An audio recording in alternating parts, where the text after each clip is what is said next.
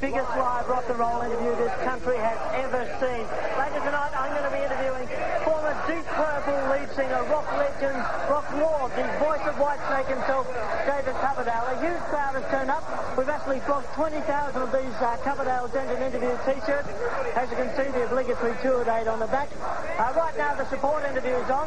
Amanda Keller's interviewing Adolf Studd from Rancid Pope. But as you can imagine, the crowd are a bit boisterous because they're really here to see just one man, David Coverdale. Richard Wilkins, mate, how you going? Hi, Andrew, good to see you, mate. Exciting, isn't it? I saw David interview once in the States. He just found some of the verbs he used. He's hot, isn't he? Mate, I think the support interview is winding up, so you better do your stuff. Thanks, Rich. Good luck. Ladies and gentlemen, what about a big hand for our special guest interview tonight, Amanda Keller and Adolf Studd from Rancid Pope.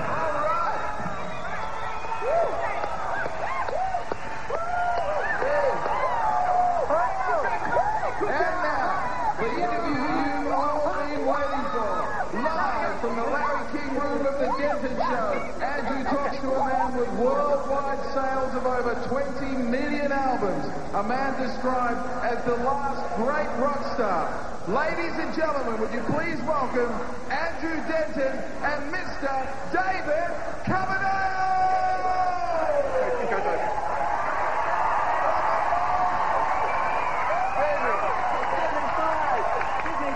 Let's go, let's do it.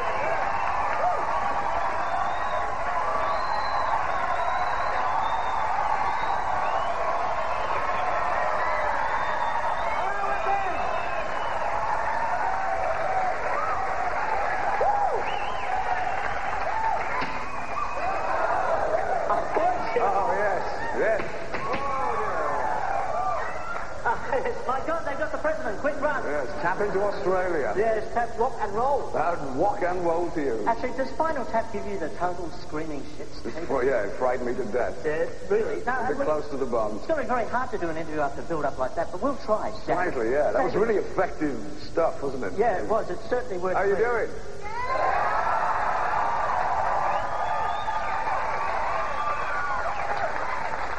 All right, we're going to start now with a little question I call the early roots question. David, actually rock and roll, heavy rock, never seems to die. I mean, they throw rap at it, they throw disco at it, they throw grunge at it, but it never dies. Why? It's good therapy, good release for people. You know, nice sweaty music. Yeah, and sex too. Sex is the big. And you guys aren't exactly the quietest crowd in the world, are you? Yeah. No, we're not. A bit of rock and roll for Australia ain't too shabby. Yeah. Actually, this is... Before you joined Deep Purple, you played a crowd for a couple of hundred, and then your first gig with Deep Purple was 20,000. What was that like? That was pretty scary, but we had fun, you know. Did it freak you out? Screaming and shouting, you get away with it. Yeah, but that's the thing, the heavy rock voice. When did you first discover it? Is cock rock the right term? Cock rock's pretty close, yeah. Pretty close. It's basically at the beginning trying to imitate all the R&B and the blues singers. Yeah. You know, going, well, if they can sound like that, why can't I? You know, so but giving it a go, and then competing, of course, with all of this shit. Yeah. You know? We spent a lot of money on this shit, thank you very much, Dave. When did you first discover you could hit those notes? When a vicar tried to bribe me with 5 shillings to sing in the choir. That was before, of course, it was bastardized for scotch and cigarettes. Choirs? And all this stuff. Yeah. So you went for the big note, did you? Was it this the end of Casablanca? Yeah, it was. This don't amount to a hill of beans. Oh, yes, indeed. Can you hit one of those notes now? I couldn't, no. I'm fighting flu, actually. Really? Yeah. So not even a one. Wow! Is that it? Andrew Denton, opportunity lost. Thank you very much. The other thing, I'm a bit hot here. Can we have a towel, please? I'm a bit hot, thanks. The other thing that always amazes me is the... would you care to share? What's in it? What's in it? Just my sweat.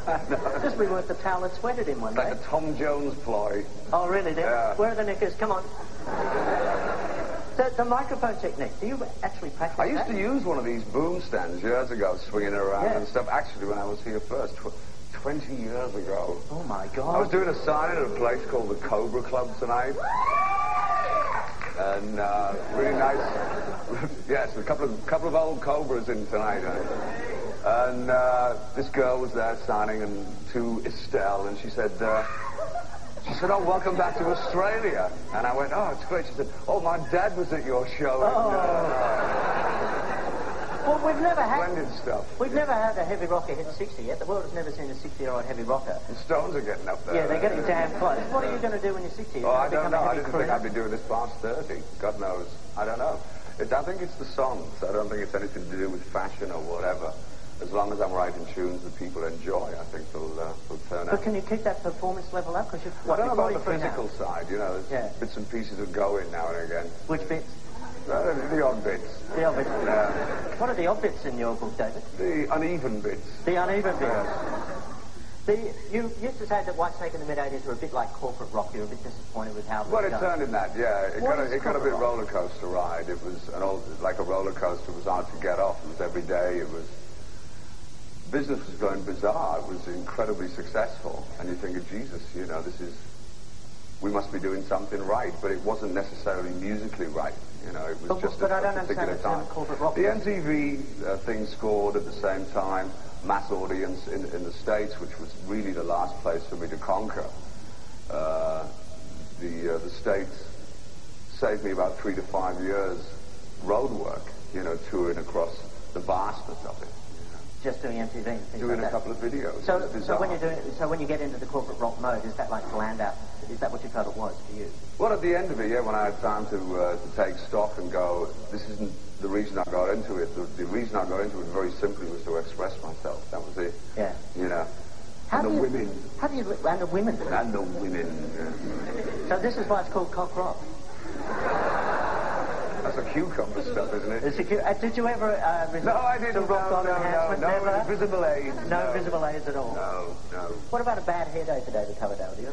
This morning coming from Brisbane. No, I saw the front page with that Ansett Airlines. You know, yes, that's a bit unfortunate. Nose guy. That's the worst coke habit I've ever seen on that plane. I know. It was like big lines down there. Yeah, it was terrible. So, but your head would move. I mean, no, it didn't this morning. No, really. All the other bits did. That didn't. It just stayed there. That's very sad to hear. So, David, why did you choose Whitesnake as a name? Because, you know, there's... Cock rock. Is that what it means? Whitesnake is a euphemism for... Mammary gland. Yes. That's it. Sorry, it's a euphemism for... What the hell is up there? The LA Lakers, you know. It's a euphemism for... Nice to meet you. I'll get this question out of it. So it's a euphemism for penis? Easy for you to say. It is. But you could, I mean, there are other names, aren't there? There's Pale Nazarene, there's that's a good name. Butthole surface, Butthole surface, Dayglow abortions. Why didn't you go for an agrosum? Dayglow abortion? You've never heard of a Dayglow? I'd never sleep at night. But why Whitesnake? It was a song I wrote when I was with Deep Purple, and fortunately we didn't record it, and I did a solo album called David Coverdale's Whitesnake. You know, and it stuck. And it stuck, the Whitesnake. It stuck, yeah. Well, David, we've learned so much about you tonight. Yes, you have indeed. I have been Andrew Denton, and this has been David Coverdale.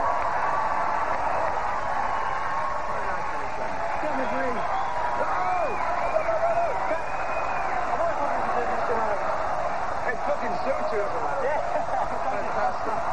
Fantastic, you guys. What do you reckon, David? An encore? A pleasure. An encore? We'll do the tour, David. Come on.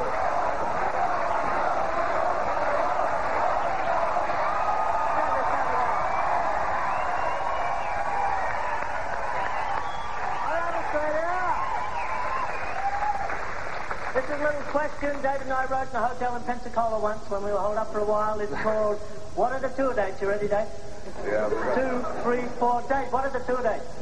Tomorrow night we play the good town of Sydney, and then we're in Melbourne, and then we're in Adelaide, and then I'm off to Fiji. God bless your hearts, and thank you for your hospitality. David Coverdale!